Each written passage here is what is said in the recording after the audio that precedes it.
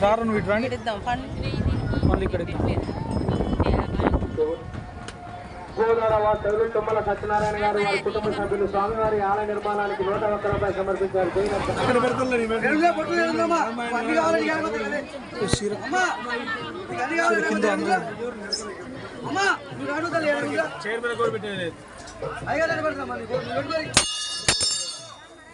వాస్తవులు కొమ్మినేని సుధాకర్ గారు వాళ్ళ ధర్మపత్ని నిర్మల గారు వారి కుటుంబ సభ్యులు స్వామివారి ఆలయ నిర్మాణానికి 501 రూపాయలు సమర్పించినారు.